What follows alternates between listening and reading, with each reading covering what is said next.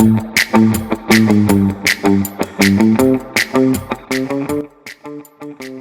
to the New England and New York Real Estate Journal podcast. I'm your host, Rick Kaplan. My guest today is Randy Eckers. He is with the global law firm NYREJ Smith. Good morning, Randy. Good morning, Rick. How are you? I'm doing great. So, Randy, it's good to talk to you again. It's good to talk to you again. And we did discuss, we met during the pandemic a long time ago. Yeah, it feels forever ago at this point.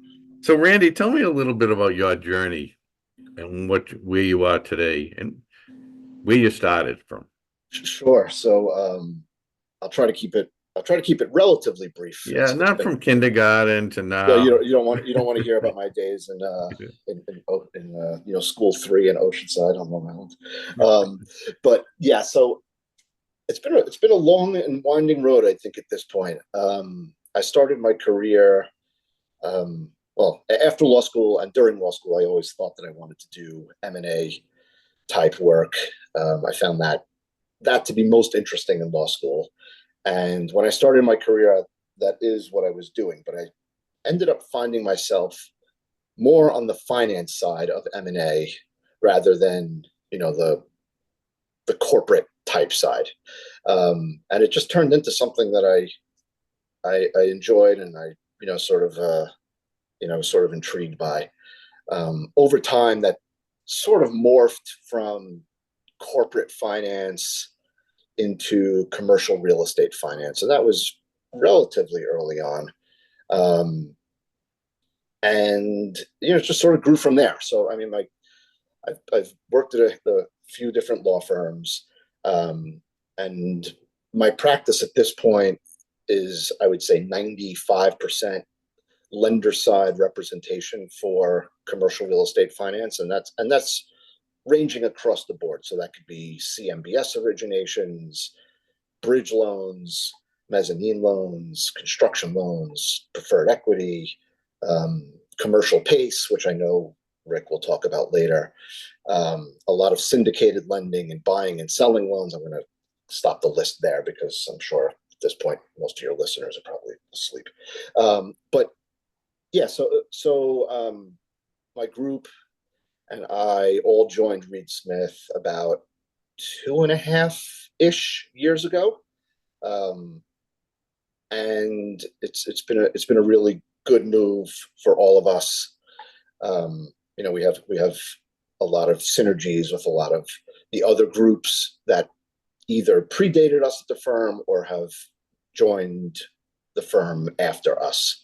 So at this point, I'm part of a full service commercial real estate group, and that includes obviously all the things that we do, but it also includes a whole litigation, foreclosure, bankruptcy group, all revolving around commercial real estate. And it includes a full service securitization platform, and that's all of that's really been great for us, and we've also been fortunate enough to be able to work with a number of some of our clients in the UK and help them grow their US presence. So yeah, it's about as short of a story as I can give without getting into all of the even more boring details. Yeah, no, that's fine. That was a pretty good summary. So you did mention construction financing. Mm-hmm.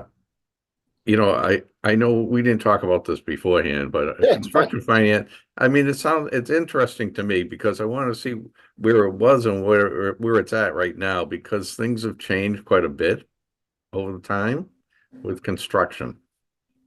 Yeah, happy to. So, I mean, obviously the last, I don't know, it feels longer than it has been, I think, but the last few years have been slow for real estate generally. I mean, there's a variety of reasons behind that, which I think everybody probably has heard enough about. I'm happy to say that we've started seeing more construction loans in the last 6 months than we've seen in maybe the year or two before that. And it's a variety of asset classes too. So there's some hospitality, multifamily, some mixed use. So yeah, I mean, there's definitely been more of it, and the really nice thing, especially for me, who's made it a point to focus on CPACE in the last bunch of years, a number of those loans have CPACE components to them, and as you know, we'll probably talk about later, CPACE is, I don't want to say intended to supplement construction loans entirely. I mean, that's probably a huge component of what it was intended and is intended to do. I mean, there's look backs, and you can sort of use rescue capital. You could do all sorts of things, but recently it's been nice for construction lending to see. Okay, well, we're right at CPACE right now, so yeah, why don't we go right into the CPACE discussion? Because CPACE, we have that, it comes up quite frequently nowadays in the commercial real estate industry, which I'm thrilled to hear.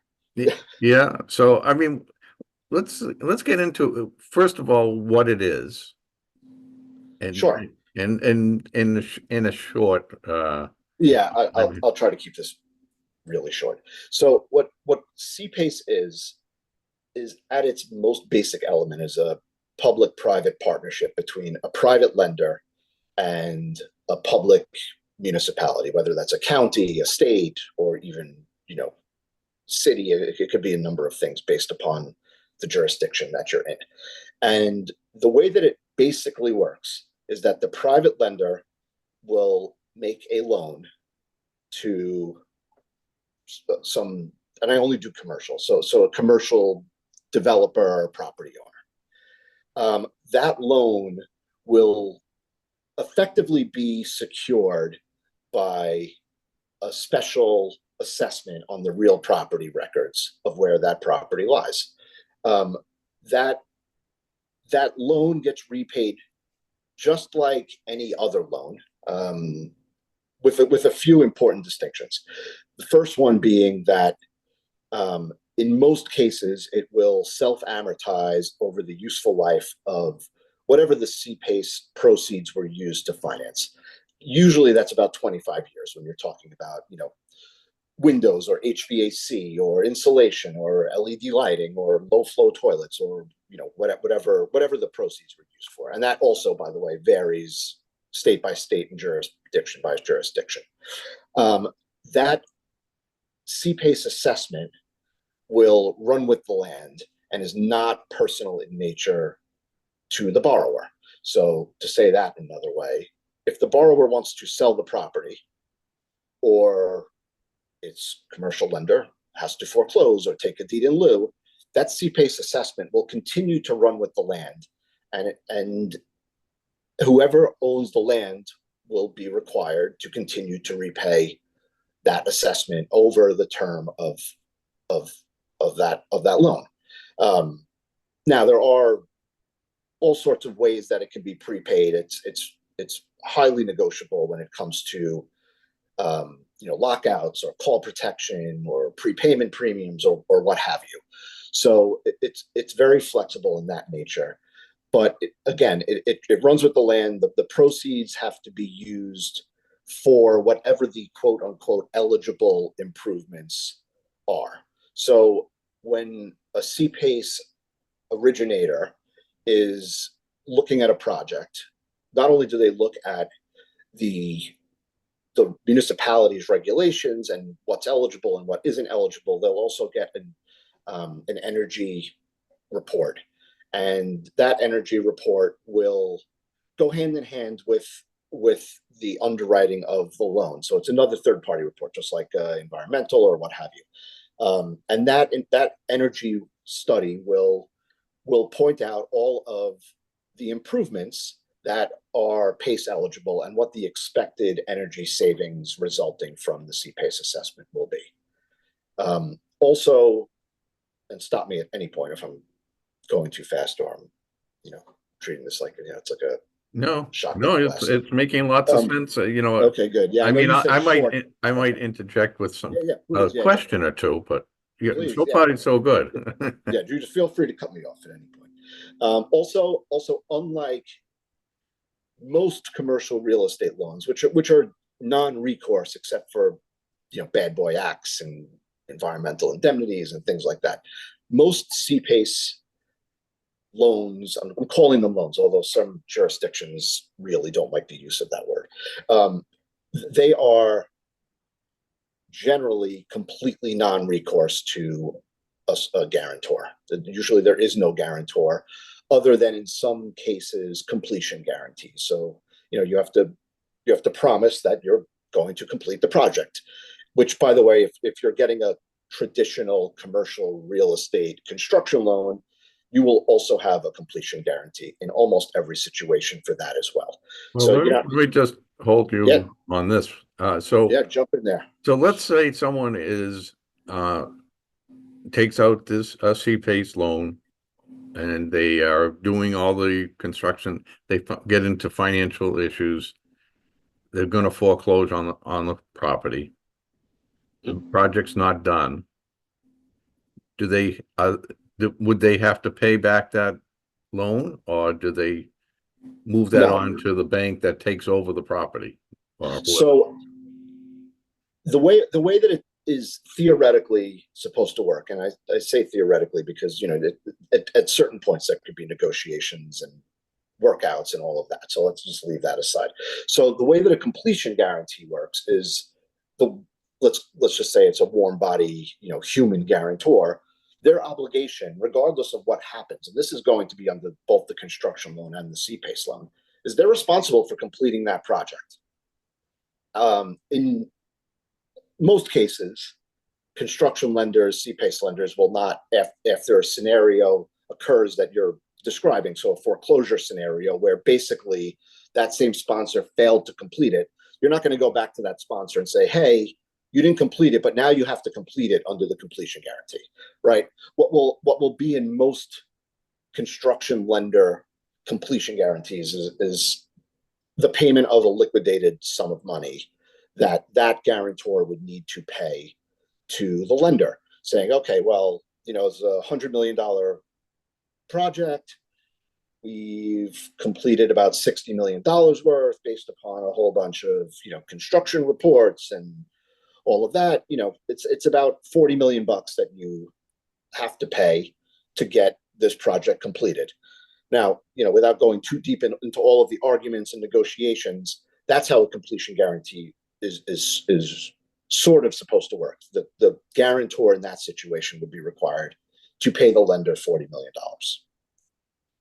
That's generally how completion guarantee works, whether that's PACE, construction lending, regular commercial real estate, mezz, what have you.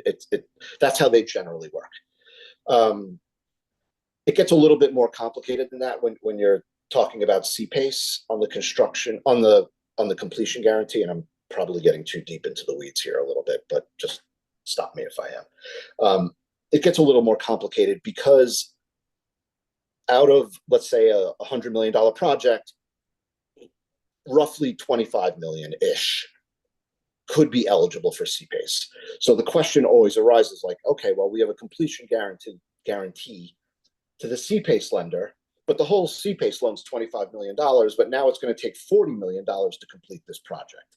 So it gets a little quirky there, and there's all sorts of things that you can negotiate, or we also represent borrowers, by the way, on the CPACE side, because it is a smaller universe. Things that we'll negotiate there. It's almost better for some sponsors, depending on the capital stack and what's CPACE eligible, to just say, okay, well, we're responsible for paying back the CPACE loan as opposed to paying the higher amount of the entire construction cost. But again, you're sort of in muddy waters when you're talking about this, because you're going to have a completion guarantee to your construction lender too, and obviously you just need to complete the project once, right? And that satisfies everybody. I'm not sure if I went too deep into this for you, but I could talk about this point for a while. But you tell me how deep you want me to get. But that's sort of like.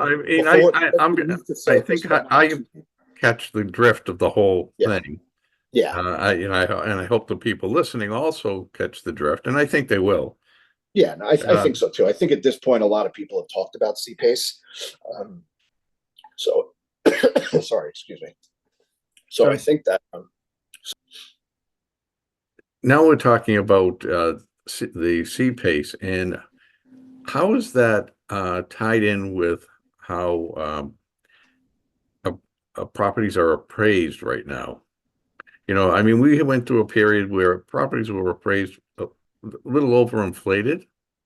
Now, I'm not sure if I'm using the proper term, if they were appraised high, or if the market was too high. You know, the appraisal might have been. So I'm not sure. I'm not sure I necessarily know the right answer there, to be honest, because so much of an appraised value has to do with interest rates, and with interest rates going up as much as they did and as fast as they did has a negative impact on property values, right? Like, think about it in the most simple sense, right? Like, okay, you want to buy a house, it's $100, right? You can get a loan for whatever, 5%. Even, I mean, you could get a couple of years ago, you get a loan at 2.5%.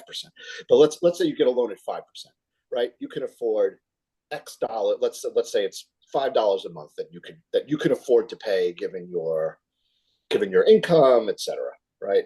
If interest rates go from 5 to 8, right, you can still afford the same $5 a month, but that now means that you can't afford that $100 property anymore, right? Because your payments are going to go way up. So anyway, long story short, the interest rates have a direct impact on property valuation, and that's part of the reason that the markets slowed so much, and why you saw sellers being unwilling to sell their properties, right? Like a year before, it was worth significantly more than it was worth, a year after, right? Like right now, the property's worth less than it was 2 years ago, right? I mean, so you have this gap between what the buyer's willing to spend and what the seller's willing to sell for. So yeah, I mean, there's a number of things. I mean, add into that, all of the office valuations, which has an independent issue, not related to interest rates. So yeah, I mean, a lot of things were responsible for that. Okay, well, that being said, let's talk about AI, because AI is like the new thing, and everyone's talking AI. And some people are talking it's going to be great. Some people are talking that, oh, it's not going to be so good for certain industries or certain professions. It might eliminate certain jobs. I'm sure all of that's true. And I'm no AI expert. Like, if you want a real AI expert, you should get my wife, although she's not in commercial real estate or real estate at all.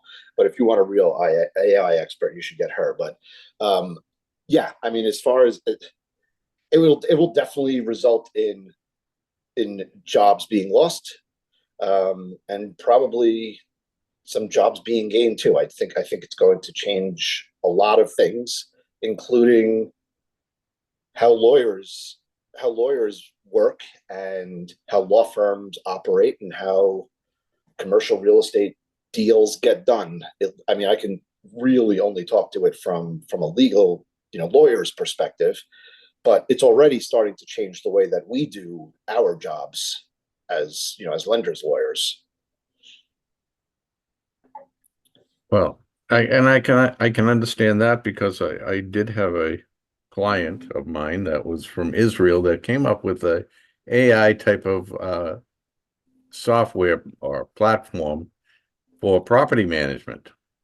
Mm-hmm. Yeah, I can easily see that. Where it would cover everything from renting the property. Someone's looking for a property, they just call into this number, and the AI takes care of that person from start to finish. That would make me insanely crazy. I mean, you're talking about if AI is putting out the contract or the lease. Yeah, well, that's sort of what we're doing, but like not you know, so what we've been doing, so Reed Smith has this, it's this captive technology firm, which honestly, when I came to Reed Smith, I had no idea that we had it. But after, some time at the firm, I found out about it, and it's like a 70 or 80 person group that's like a full subsidiary. And I started talking to them, and when you represent lenders, there's a lot of pressure to keep fees down and try to create the most efficient product and closing process for obvious reasons. And so I was talking to this the head of, it's called Gravity Stack, the head of Gravity Stack, or one of the heads of Gravity Stack, and I was just brainstorming with her. I was like, all right, well, this is what we do. At its essence, what we do is draft loan documents, negotiate loan documents, and how can we use AI to make that process cheaper and more efficient and faster and all of those good things. And so, we sort of started just putting together, and what we did was I put together a sample term sheet, and I only used 4 different variables just to see how this would work.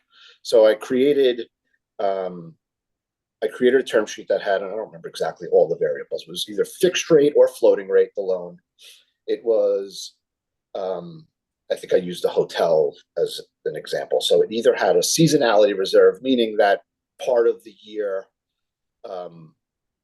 that property that borrower would be required to deposit amounts with the lender. Like, let's say it's a hotel that it's skis, whatever, it's in Colorado, and during the winter months it's really profitable, but during the summer months not so much. So during the winter months you want to deposit some money with the lender to sort of even out the cash flows, etc. So it either had a seasonality reserve or it didn't.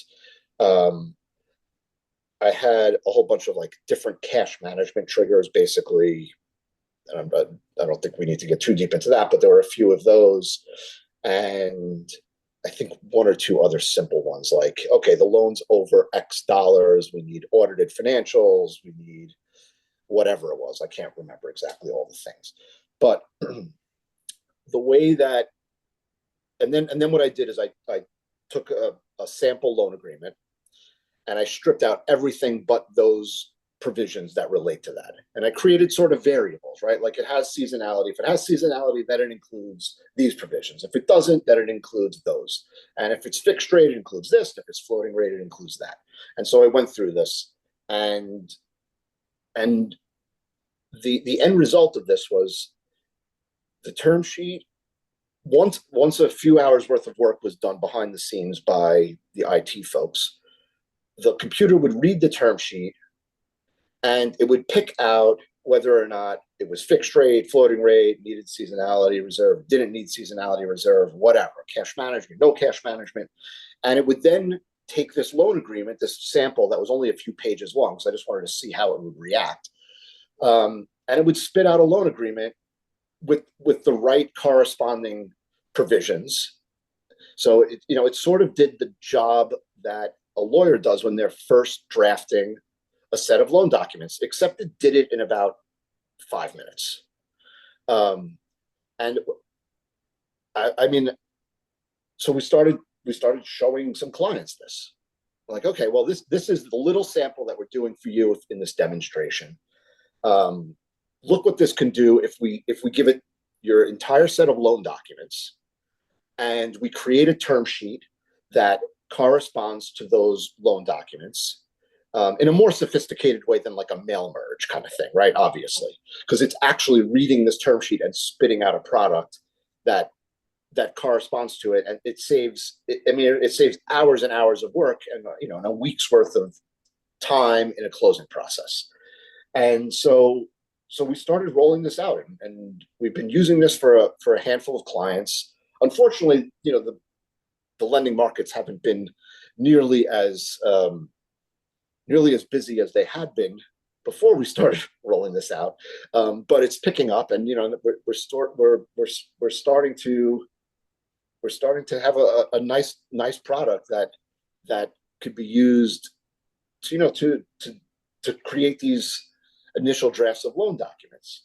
On top of that, after continuing to talk about this with clients and internally and trying to figure out what else it could be used for, we sort of came across a couple of other uses that frankly were probably more valuable to clients than this drafting sort of program that we have.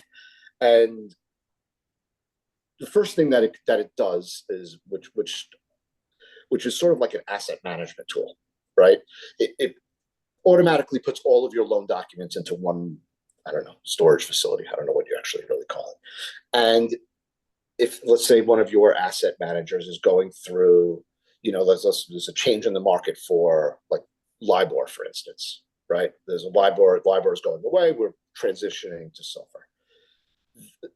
This program can go into all of the loan documents at one shot, and can say, okay, all of these XYZ loans have this LIBOR substitution provision, and it could populate a spreadsheet or a report that the asset managers can look at. It could be used for, what properties require flood insurance, what properties are located in these areas, and it could do it all at once, which is really valuable to clients. And we've had some clients that have used that even before I was even aware of this. So for instance, we did have a client that used this software for hundreds of loans. It's probably even more, for transitioning out of LIBOR. And so the program doesn't just pull out and create a report of what loans have LIBOR and what the transition provisions are. It actually can and did create in mass modification documents for every single loan at one time. So for hundreds of loans, it spit out modification agreements that were customized to the loan. It's not like, fill in the blank here. Like the program said, okay, this is the borrower, this is the property, this is the loan agreement, this is how you describe it, this is the LIBOR provision, this is what we're replacing it with, blah, blah, blah. I mean, that's honestly, that's hundreds, maybe thousands of legal hours that were replaced instantly. Now, doesn't it also make different versions of that? So as the attorney, you can look at different versions of what you're handing to the client, and the client can pick which one works best for them. Yeah. Oh, it's entirely customizable. And again, like, I'm not really like a tech guy at all, but I know what these programs are capable of, because we've been using it. I've been seeing it, and I'm constantly, honestly, amazed by it. Like the fact that it can learn. So like one of the other things that we've been using it for is, like, fine, well and good. We printed out, all of these initial sets of loan documents. Great. Like now the hard work begins, right? Borrowers want to negotiate these documents. So what we started doing was sort of earmarking negotiated provisions as we went through.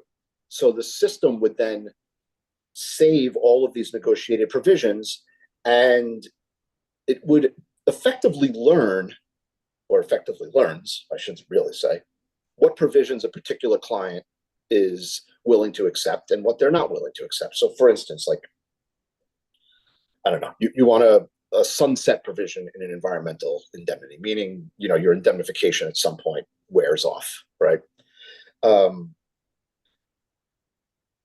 There's, we have a couple of versions of that type of provision, and sometimes we allow it and sometimes we don't. And that's based upon, whether we have a clean phase one or not. And so if we tell it, yeah, we're willing to give this provision, it will just populate it into the next round of documents. And clearly this takes some effort on everybody's part, not just the machine, right? Like we as the lawyers have to basically teach the machine what is acceptable and what is not acceptable. So, I mean, that's clearly a work in progress right now, but it's working. And it's, I don't know, to me, is somebody that's always just done this by like, okay, here's this insert, here's, like, oh, I've given this provision in the past. Does anybody remember what document that's in, right? Like it went from that to this, which is pretty amazing, at least to me. And one of the other really important things, at least for a lot of our clients, which use warehouse lines or they securitize their products, what's maybe just as important as what it is willing to give is what it can never give without a human overriding it. So, for instance, if you have a warehouse line or you're putting something into a securitization, there are a number of representations and warranties that the lender has to make to its lender or to, in connection with the securitization. And you really, as a lender's lawyer, try your very best to never allow rep exceptions for those types of things because it may result in the loan not being securitizable or the warehouse lender not being willing to finance that loan. So, I mean, the ramifications are real. So you can build in parameters by which the loan documents are never allowed to make changes that would result in rep exceptions. Now, sometimes there are reasons that you have rep exceptions, and you do have to have them. It could be something specific to the property, not really necessarily related to the loan documents.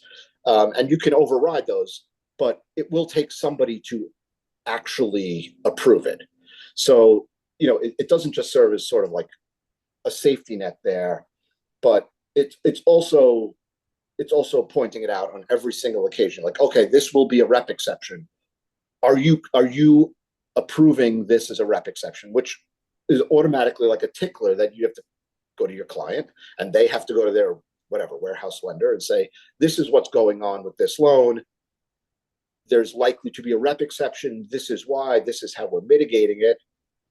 And then you have that conversation. So the AI software sort of triggers that entire process, which to me is also really valuable. So this is going to make the things work, the process work a lot faster, but not eliminating. But it's not eliminating your job, and it's not eliminating some other jobs, because even though it's making the documents, it's also needs someone to go through those documents to make sure that exactly how it should be, and someone has to make sure that that's how they wanted it. Yeah, I mean, it definitely takes quality control. Listen, Rick, I don't want to put myself out of a job or any of the people on my team out of a job, but I do think that, I mean, I do think that it will at some point create a tension, right? Because you probably don't need as many lawyers on a team because you're replacing a lot of the work that they do with this. Drafting documents, negotiating documents, things like that, right? However, I don't really know the answer to this, but you can't just have a system. You can't just have this kind of system and then a whole bunch of senior lawyers, right? Because at some point, those senior lawyers retire, move on to do other things, and then you will have no senior lawyers to be able to do this. Right. Or maybe the most important part, which is honestly the most important part as always with this job, is the client lawyer relationship, right? Like things come up, things have to be talked about. And this is, at least in my opinion, although again, I mean, who knows what can happen going forward, but at least in my opinion, that is not in danger of going away anytime soon. No, thankfully. There was a movie that was made years ago about the robots taking over the world. I don't want to see that, but this. No. I'll be long gone by the by the time I think lawyers are replaced by this. But it's I'll tell you this funny story. Is I was at a Japanese restaurant in Florida, and we placed the order with this woman, and about maybe 15 minutes later, this robot comes wheeling out to the table with trays in it with all the food for what we ordered. so you have to take it out of the slots and and serve it to everyone. It's crazy. And I'm sure it's like every other place where it's like, you went to pick up bagels at your local, your local store. And like, there's probably like the tip button is probably on that robot. Like, how was your service? Can you Right. tip the robot? Yeah. Which you could do a Yeah, podcast on all in and of itself about that's right. It would about be. that. It's like I don't know if you remember, there was a TV show, a cartoon called The Jeffersons, Oh, of The course. Jetsons, the Oh, Jetsons. the Jetsons, right? Yeah, the Jetsons, where he would like Yeah, get dressed. He would just right, stand in his closet. Yeah, I remember that. right. Yeah. And I think there was an episode where they were using a lawyer. Oh, really? Yeah, so and they had all robots. That they were all robots, the lawyers. That's funny. Yeah, maybe But one day. Who knows? It's funny because so our daughter is in college for musical theater and acting and screen and TV and all that kind of stuff. And for a long time, like a lot of my friends be like, okay, great, she's going to be on the payroll the rest of your life. mhm. And now the first thing I say to anybody that says it, I'm like, well, at least she's not going to be replaced by AI. That's right. Nobody is going to Broadway or going to, whatever, like watch a movie with just a bunch of robots. So, or listen to, who Yeah, knows, and but I I don't. think not. Yeah, I don't think so. I I don't think think that so. there's always going to be that need for the human interaction, Yeah, I agree. and I don't think machines, and hopefully none of them are listening to me, can Oh, always I'm be sure they are. perfect because who knows, they'll come and I'll That's right. disappear somehow. They're gonna right. Next thing you know, there's gonna be a podcast for a New York Real Estate Journal done by a Right. robotic Rick, right? But I mean With a Boston accent. yeah, that's right. No one's going to take the Boston accent. Yeah, that's for sure. That is something that I have to live with the rest of my life. Listen, I mean, mine is probably just as bad, just from New York.